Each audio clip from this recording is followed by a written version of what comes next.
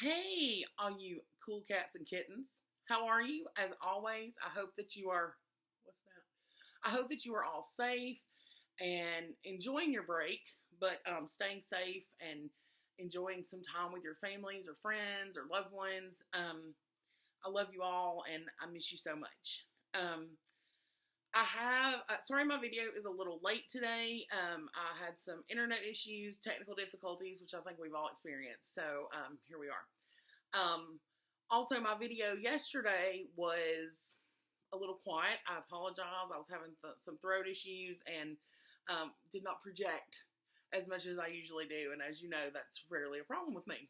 I tend to be a little loud, but that's okay. Again, love you guys. I did give you 2 more assignments on IXL. They are matching problems with their solutions and comparing information from 2 texts. The first one we're going to talk about is the matching problems. And I'm actually going to go over one of the examples that's actually in your IXL. Let me pull it up. Okay, I'm going to read the text, which is what you will do. The first text is not very long, and then it gives you the problems that they want you to choose solutions for, and then you can actually choose the solutions. I'm going to read it right now. If you have ever seen a cactus plant, you know it is covered by sharp spines. The prickly spines prevent most animals from eating the cactus. Cacti grow in the desert, where the heat and dryness make plant life difficult. To meet this challenge, cacti have shallow roots. These roots soak up any raindrops that may fall on the ground. Cacti then store the water inside special stems. So most of you are probably familiar with cacti. And so this should be pretty simple. The problems that we find in the text are that animals eat plants and that the desert is dry. So animals eat plants. What is the solution to that? Cacti have spines, right? And that keeps animals from eating them, and that's how they thrive. And then the other problem is that the desert is dry. Because of that, cacti have adapted and they have shallow roots so that they can soak up all the water they can get. So, and those are listed, and you just click on them and choose the correct ones. This is going to go back to some of the stuff we've been working on before now, which is evidence and support from the text. And you guys have done this before. This is going to help you with informational text, which you may wonder, why do I need to know that? Well, when you get into your career, any kind of professional setting, there are going to be informational text for a lot of things that you do. And sometimes, here's another one we've worked on, making inferences. Sometimes you may have to read that text and use your noggin to figure out how to approach that problem or how to approach that policy. You will be able to use this often in your real life. This is relevant to your life. So take it seriously. The texts aren't super long in this section. Read them carefully. And then, if some of them will just be common sense and you'll just know.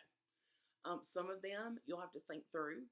So, do what we've been doing. Remember when we did analogies and we talked about sometimes using a different perspective? You may have to do that on some of these, and you guys are fully capable of that. So just think it through, and as we've talked about, find the evidence. If you find the support and the evidence, then you can't go wrong. Okay? The other section is comparing information from 2 texts. This is a little different. It's going to give you one text first and have you choose from, the example had 3 available options. So you're going to choose information from that text.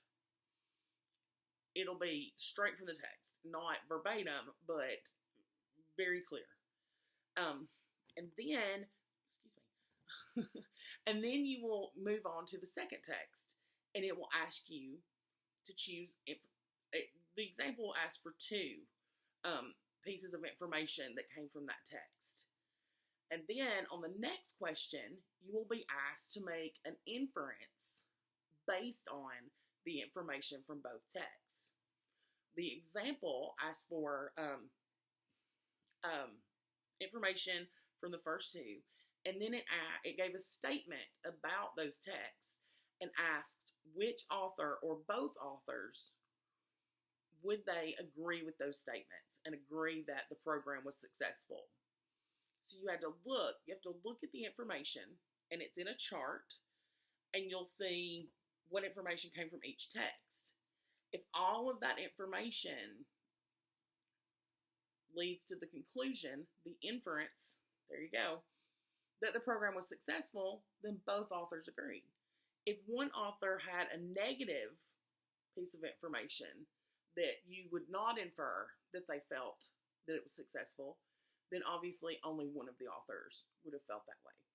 So just do your best. Read the text carefully. Again, those are also pretty short texts. And then, make your choices based on what you see in front of you. All of you in my classes do really well at inferences, and I know that some of this is fairly basic, but I feel like I said before, that these are building blocks. And we're going to go through this piece by piece so that you can build each skill on the skill before it, which is what we're doing. And as you can see, it all comes into play. You guys are amazing. You're going to do great. I love seeing more of you coming on and joining and watching the videos and joining the classroom. And I love seeing you all on Facebook. We do miss you. We miss seeing you every day. That is no joke. That is real. We love you guys, and it's hard not seeing you every day and knowing how you're doing. And so keep us posted on Facebook. It gives me joy that you can't imagine when I see that you guys are doing well and living your best life. So, keep up the good work. If you see these videos and you're getting something from it, I hope, we try to keep it fun and informational. Please do tell other Job Corps students that maybe don't know about the videos that it's a good way to keep in contact. We love you so much. Have fun with this lesson. And if you have any questions, I do this every time. I know my email is reading2gjcc@gmail.com. So please reach out if you need me. You can comment on the videos. You can reach out to me in classroom. Any of those avenues are great. Just please let me know if you need anything. I love you guys. And stay safe.